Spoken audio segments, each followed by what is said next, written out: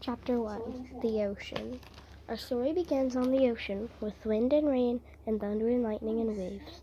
A hurricane roared and raged through the night, and in the middle of the chaos, a cargo ship was sinking, down, down, down to the ocean floor. The ship left hundreds of crates floating on the surface, but as the hurricane thrashed and swirled and knocked them down, crates also began sinking into the depths. One after another, they were swallowed up by the waves, until only 5 crates remained. By morning, the hurricane was gone. There were no clouds, no ships, no land in sight. There was only calm. Water and clear skies, and those 5 crates lazily bobbing along an ocean current. Days passed, and then a smudge of green appeared on the horizon. As the crates drifted closer, the soft green shapes slowly sharpened into the hard edges of a wild rocky island. The first crate rode to shore on a tumbling, rumbling wave, and then crashed against the rocks with such force that the whole thing burst apart. Now, reader, what I haven't mentioned is that tightly packed inside each crate was a brand new robot.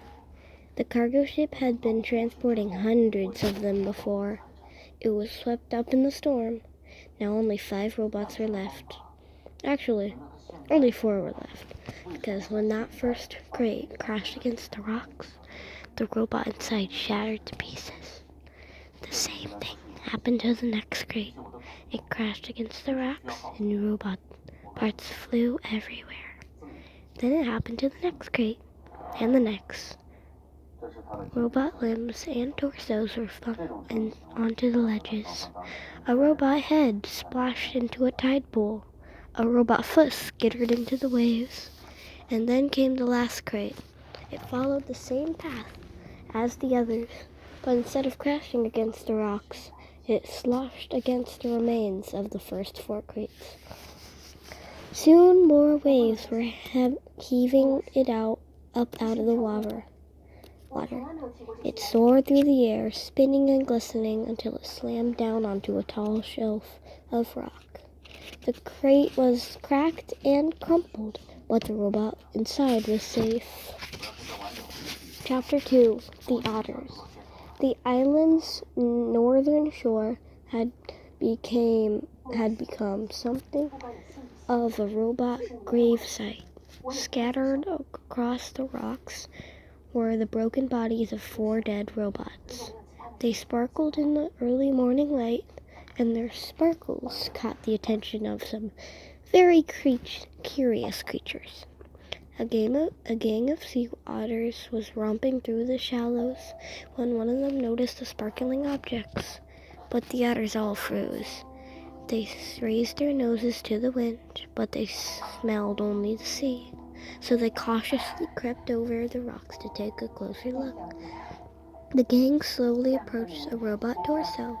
The biggest otter stuck out its paw, swatted the heavy thing, and quickly jumped back, but nothing happened. So they wriggled over to a robot hand. Another brave otter stuck out her paw and flipped the hand over. It made a lovely clinking sound on the rocks, and the otter squeaked with delight. They spread out and played with robot arms and legs and feet. More hands were flipped. One of the otters discovered a robot head in a tide pool. They all dove in and took turns rolling it around the bottom. And they spotted something else. Overlooking the gravesite was the one surviving crate. Its sides were scraped and dented, and a wide gash ran across its top. The otters scampered up the rocks and climbed onto the big box. 10 furry faces poked through the gash, eager to see what was inside.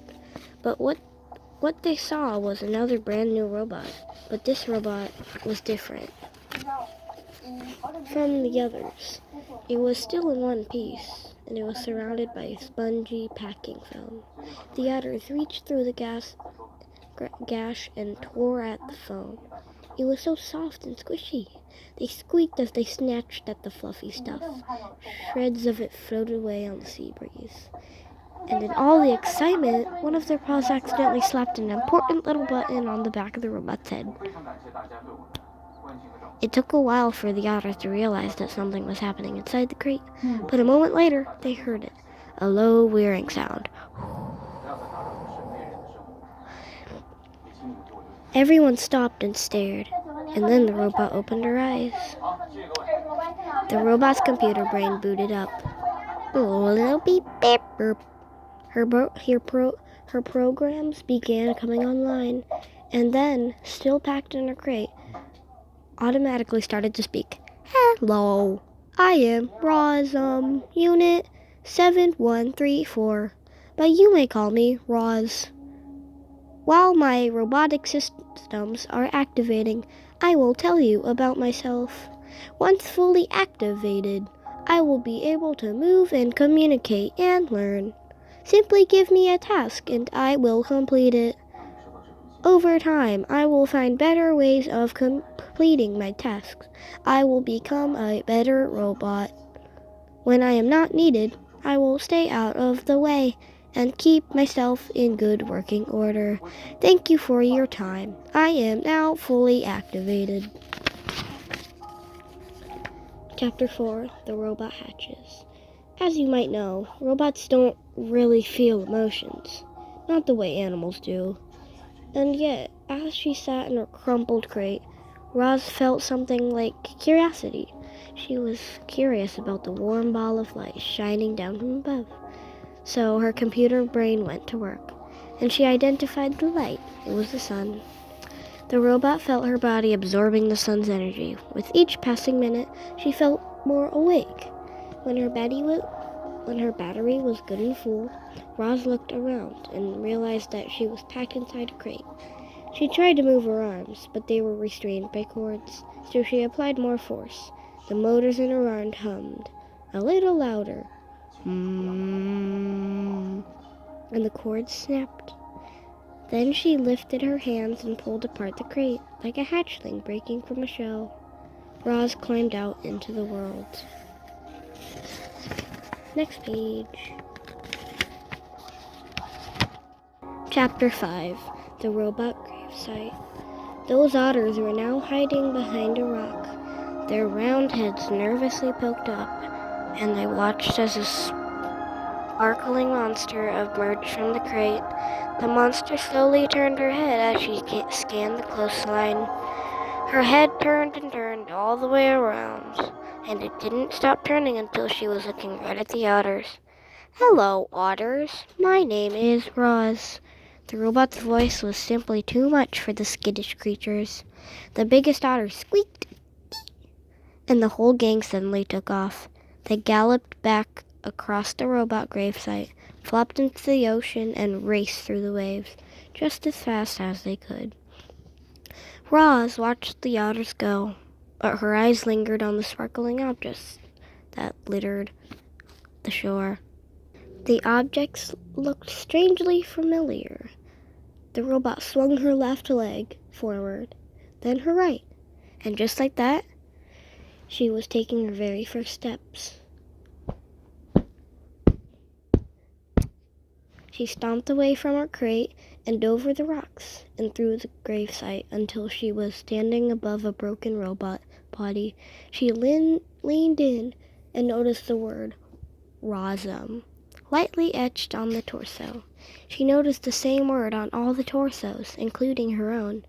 Roz continued exploring the gravesite until a playful little ocean wave washed over the rocks. She automatically stepped away from it. Then a bigger wave sloshed toward her, and she stepped away again. And then a gigantic wave crashed over the rocks and engulfed the entire gravesite. Heavy water pounded against her body and knocked her to the ground, and her damage sensors flared for the first time. Wee, wee, wee. A moment later, the wave was gone, and Roz laid there, dripping and dented, and surrounded by dead robots. Roz could feel her survival instincts, the part of her computer brain that made her want to avoid danger and take care of herself so she would continue functioning properly. Her instincts were urging for her to move away from the ocean. She carefully got to her feet and saw that high above the shore, the land was bursting with trees and grasses and flowers. It looked lush and safe up there. It looked like a much better place for our robot. She had just one problem. To get up there, she would have to climb the sea cliffs. Chapter 6, The Climb. Crack, thunk, clang. Roz was having a little trouble climbing the cliffs. She had a new dent on her rear and a long scrape down her side, and she was just about to get another ding, when a crab scuttled out from under a piece of driftwood. The crab looked up and immediately showed off his giant claws. Everyone was afraid of his claws, but not the robot. She just looked down and introduced herself. "Hello, crab. My name is Roz." After a brief standoff, the crab cautiously backed off. And that's when Roz noticed how easily he moved over the rocks with his wide stance and his grippy feet. The crab could crawl up and down any rock face. So Roz decided to try out his climbing technique. She spread her arms wide and clammed each of her hands onto the cliffside. She jammed one foot into a crack, and lifted her other foot onto a narrow ledge. And just like that, she was climbing. Roz moved awkwardly at first. A chunk of rock crumbled in her hand, and she had trouble finding footholds. But as she climbed higher and higher, she started to get the hang of it. Seagulls squawked from their cliff nests and soared away when the robot came too close. But Roz paid them no mind. She was focused only on getting up to the top. Up and up she went, climbing past nests and ledges and tiny trees rooted in the cracks. And before long, a robot felt soft soil of the island beneath her feet. Chapter 7, The Wilderness. Animal sounds filled the forest. Chirp, chirp, chirp, chirp. Chirps and wing beats and rustling in the underbrush. And then from the sea cliffs there came new sounds, heavy crunching footsteps. The forest animals fell silent, and from their hiding places they watched as a sparkling monster stomped past. But the forest was not a comfortable place for Roz. Jagged rocks and fallen trees and tangled underbrush made it difficult for her to walk. She stumbled along, struggling to keep her balance, until her foot snagged. She toppled over like a piece of timber. It wasn't a bad fall. No dings, no dents, just dirt. But Roz was programmed to keep herself in good working order. And once she was back on her feet, she immediately began cleaning herself off. Her hands darted around her body, quickly brushing and picking off any speck of dirt. Only when the robot was sparkling again did she continue through the forest. Roz stumbled on until she found a patch of ground that was flat and open and carpeted with pine needles. It seemed like a safe place, and safety was all the robot really wanted. So she stood there, motionless, all perfect lines and angles set against the irregular shapes of the wilderness. Chapter 8, The Pine Cones. If you stand in a forest long enough, eventually something will fall on you. Right. And Roz had been standing in the forest long enough. A gentle wind whispered through the treetops. And then, thunk, a pine cone bounced off her head. The robot looked down and watched the pinecone roll to a stop. It seemed harmless, so Roz went right back to do nothing. A few hours later, a gust of wind rushed through the tree tops. And then, donk, the robot looked down and another pinecone rolled away. And then a few hours after that, a howling wind tore through the treetops. It bent trunks and shook branches, and then pine cones began raining down. Donk, donk. Roz felt something like annoyance. Donk. She quickly scanned the area for somewhere safe from pine cones, and she spotted the perfect place when she looked up at the huge rocky shape that towered above the forest.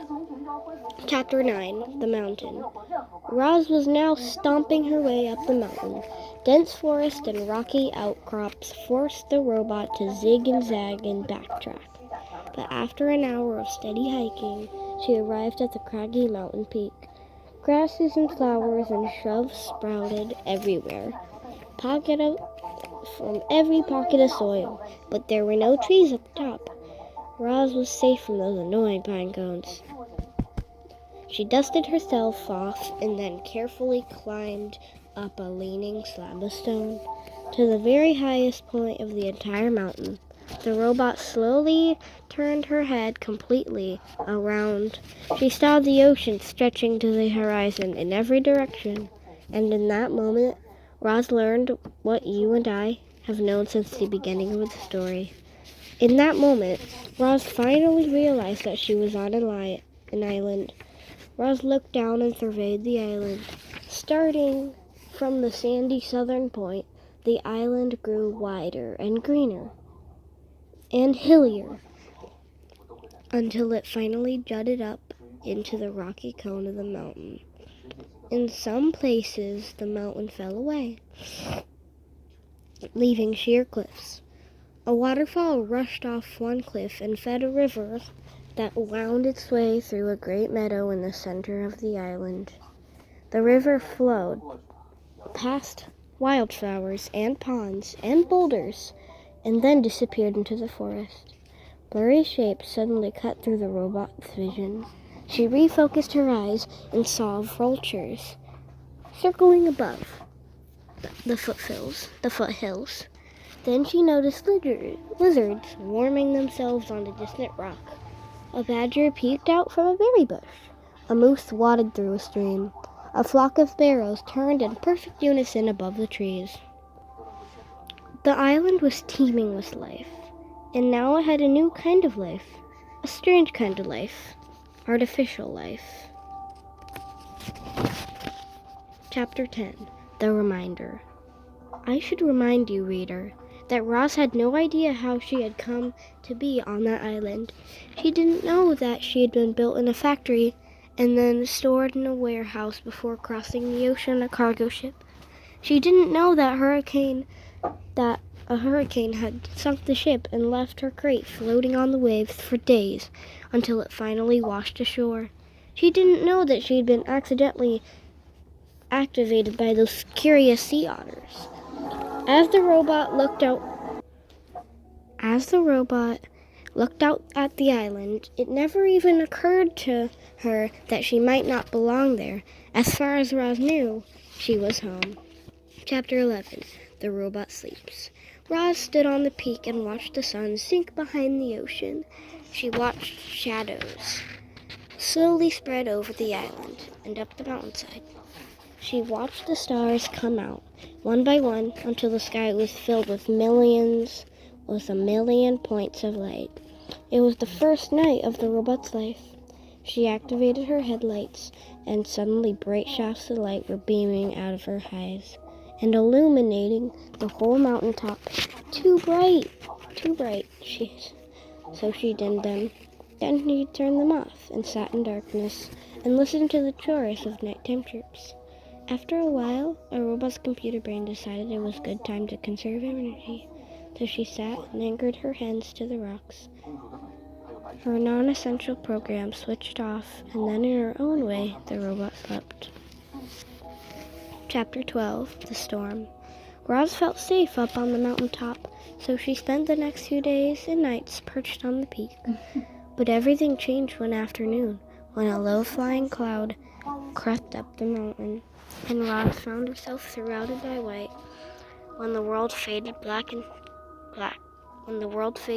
into blue, she noticed more clouds floating south past the island. When she heard a deep rumble behind her, the robot turned her head around and saw that the sky was filled with a swirling wall of darkness. Light flickered here and there, more deep rumbles. A storm was approaching, and it wasn't just any storm. It was as fierce as the one who had sent the cargo ship to the ocean floor. The wind picked up, and the first drops of rain tapped against the robot. It was time to go. Roz unclamped her hands and began sliding down the peak. Hot sparks flew from where her body scraped against a leaning slab of stone. As soon as her feet hit soil, she was off and running. The rain fell harder, the wind blew faster, the lightning flashed brighter, the thunder cracked louder. So much rainwater was falling that rushing rivers of runoff started springing up everywhere. Roz splashed down the mountain, searching through the gloom for any kind of shelter. But she should have watched where she was going. Her heavy feet slipped and tripped, and she tumbled right into a mudslide. Our robot was helpless. The river of mud whisked her downhill, slamming her into rocks and dragging her through bushes and sweeping her straight toward a cliff. Mud was pouring off the cliff like a waterfall. Roz frantically clawed at the ground, grasping for anything she could hold on to. But the flow only carried her faster toward the edge, and just as she was about to plunge over the side, she came to a hard, sudden stop. Mud surged around her, sprang into her face, and pinning her against some solid thing. She blindly felt with her hands and recognized the thick roots of a trunk of a pine tree. In an instant, she was pulling herself up into the branches. The wind whipped across the mountainside, and Roz heard the familiar thunk of pine cones pelting her body, but she didn't mind them. She was just happy to be safe from the mud flow. The robot locked her arms and legs around the tree and waited for the storm to blow over.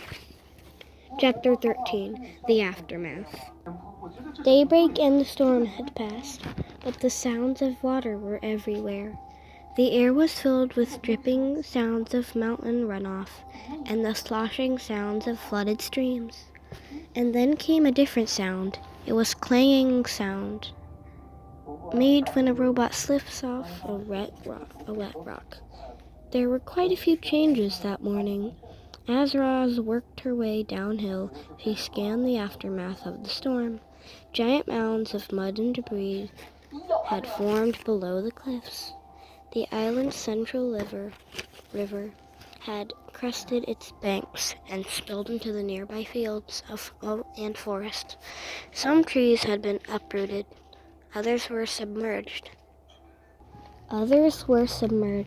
their upper branches barely poking above the floodwaters, their lower branches swarming with fish instead of birds.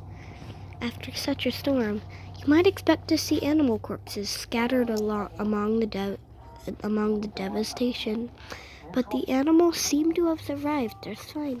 Somehow they had known the storm was coming, and they had found shelter long before it rolled in. Lowland creatures who had sought refuge on higher ground were waiting patiently for the water to recede. Deer were wading through the flooded fields. Beavers were busy collecting a trove of fallen branches. Geese honked in the sky before splashing down into a watery section of the forest. Clearly, the animals were experts at survival. Clearly, the robot was not. Roz was crusted with mud and grit, so she gave herself another good cleaning. But that only revealed her dents and scratches. They were really starting to add up. She hardly resembled the perfect robot who had appeared on the shore just a week earlier. The wilderness was taking a toll on poor Roz, so she felt something like relief when she spotted the quiet hole in the side of the mountain. It looked like a safe place for a robot. She stomped across the hillside and up to the cave, but never stopped to wonder what might be lurking within. Chapter 14. The Bears. Roz stomped into the cave, and then she stomped right back out. "Please stay away," said the robot to the two bears, who were now nipping at her heels.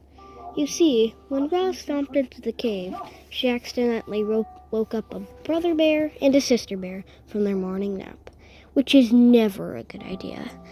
And to make matters worse, bears have an instinct that drives them to attack when a creature runs away, especially if the creature running away is a mysterious, sparkling monster. So as the startled bears watched Roz stomping out of the cave, they really had no choice at all. They simply had to take up the chase. Roz tried her best to outrun the bears. She leaped over rocks and wove through trees and stomped across the mountainside at full speed. But the bears were young and strong and fast, and the robot still had so much to learn about moving through the wilderness. She never even saw the tree root. One moment she was stomping along, and the next moment she was flying through the air and thumping down onto a rotten log. Clumps of soft wood stuck to her side as she stood and faced her attackers. Wouldn't you be afraid if two bears were charging toward you? Of course you would. Everyone would. Even the robot felt something like fear. Roz was programmed to take care of herself. She was programmed to stay alive.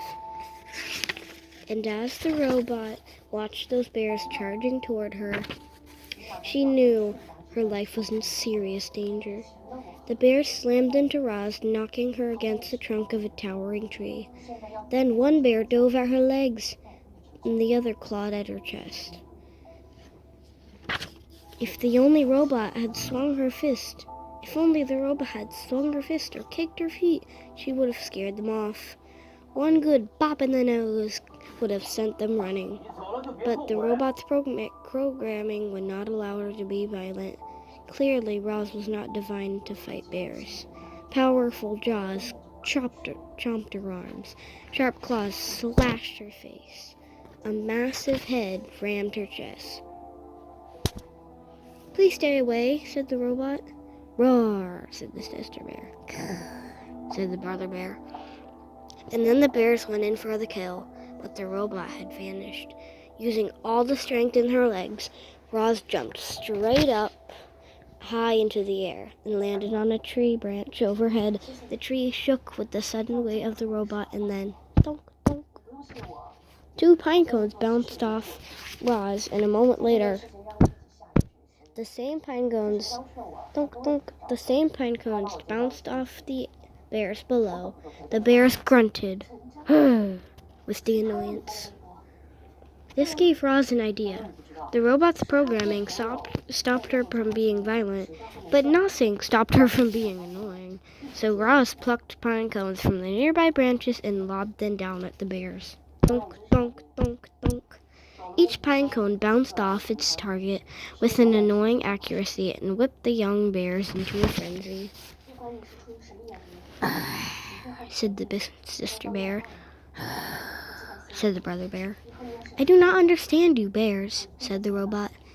Roz was about to unload a whole armful of annoying pine cones when a distant roar echoed through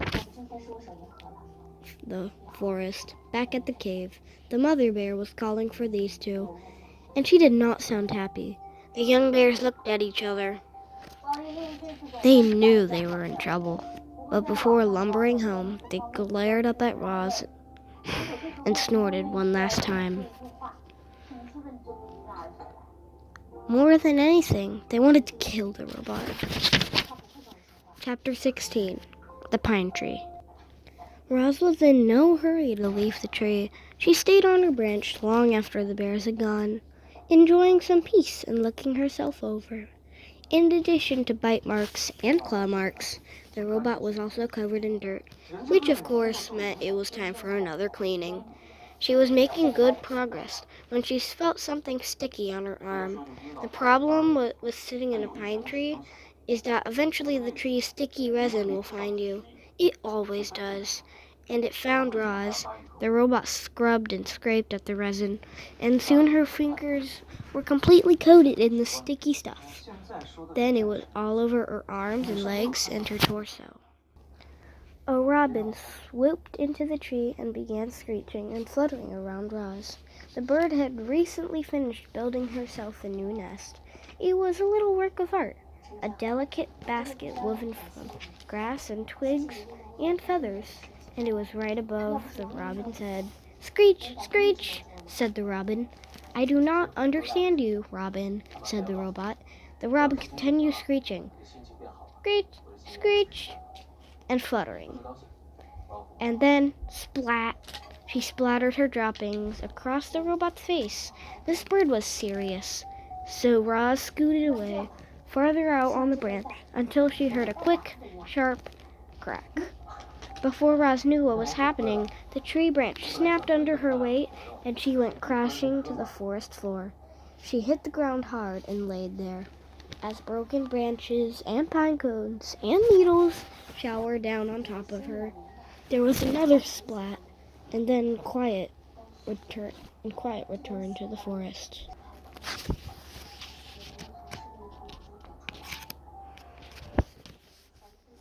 The Camouflaged Insect, Chapter 17. Roz was a mess. She laid under the tree, covered in a heap of broken branches and pine cones and also needles. She still hadn't removed the sticky resin from her body, and then there were the bird droppings.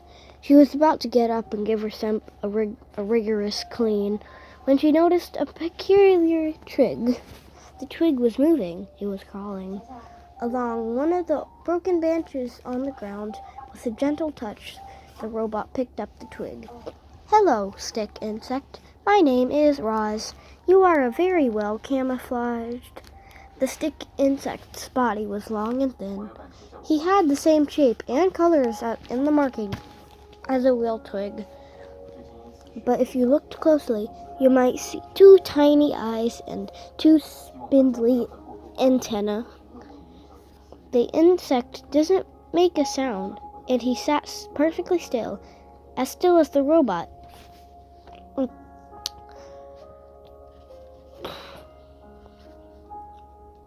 The two of them sat still and silently stared at each other for a while. "Thank you, stick insect," said Roz as she placed him back where she found him. "You have taught me an important lesson. I can see how camouflage works and helps you survive. Perhaps it could help me survive also." The Camouflaged Robot, Chapter 18. As you know, reader, Roz had always liked to keep herself as clean as possible, but her desire to stay alive was stronger than her desire to stay clean, and our robot decided it was time she got dirty. Roz was going to camouflage herself. She'd gotten the idea from the stick insect, but Roz quickly realized that camouflaging herself as a twig was out of the question. No, the robot would have to blend into the landscape itself. She began by smearing handfuls of thick mud before her entire body. Then she plucked ferns and grasses from the ground and sank their roots into her new muddy coating. She placed colorful flowers around her face, disguise her glowing eyes, and any bare patches were covered with tree leaves and strips of moss. The robot now looked like a great tuft of plants walking through the forest. She waited for darkness, and then she padded to the center of a clearing. nestled herself between some rocks and became part of the landscape. A few hours later, the sky was brightening. The fog was lifting. The nighttime animals were slinking home, and the daytime animals were beginning to stir. It was just an ordinary morning on the island. However, there was that new tuft of plants in that one forest clearing. Only the bees had noticed the tuft. They buzzed around it, completely unaware that the robot was hidden beneath. And so Roz sat there, right in the open, yet completely unseen and observed by the wilderness around her. She watched flowers slowly turn toward the sun. She listened to rodents crawl through the weeds. She smelled the moist, piney air. She felt worms wiggle against her muddy sides. A few weeks later, the tuft of plants was gone, but there was a new clump of seaweed on the shore. A few weeks after, that clump of seaweed was gone, but there was a new bramble on the mountain. There was a new log on the riverbank, then a new rock in the forest. Clouds scudded through the sky. Spiders spun into webs. Berries beckoned to hungry mouths. Foxes stalked hares. Mushrooms rose up from leaf litter. Turtles plopped into ponds. Moss spread across tree roots. Vultures hunched over carcasses. Ocean waves beat against the coastline. Tadpoles became frogs. Caterpillars became butterflies. A camouflaged robot observed it all. Chapter 20, The Language of the Animals. It started with birds. They had always been skittish when the robot was near.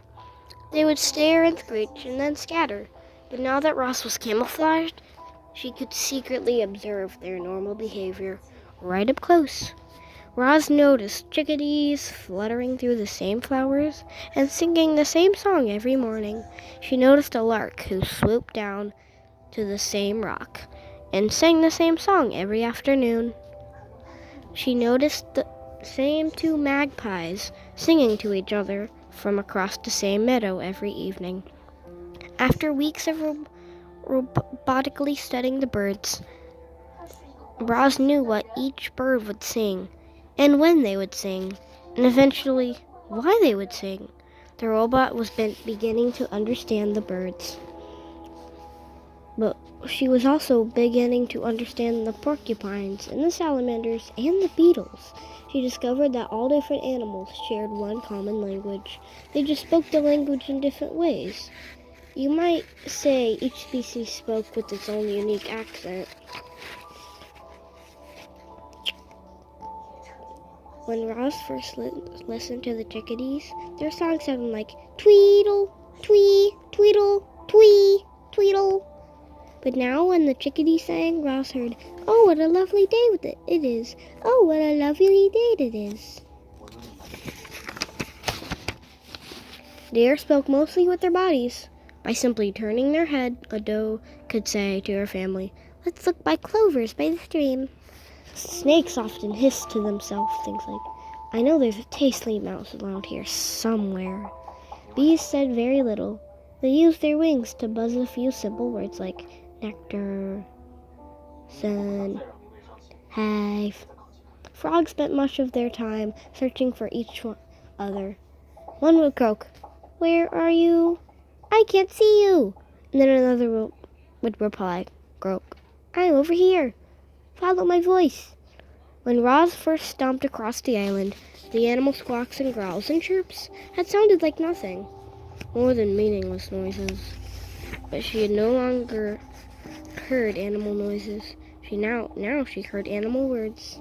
There was an hour each morning in the dim light of dawn when all the island's animals were safe. You see, long ago they had agreed not to hunt or harm one another during that hour. They called it the Dawn Truce. Most mornings, all the island residents would gather in the great meadow and spend the hour chatting with friends. Of course, not everyone attended these gatherings. The bears had never made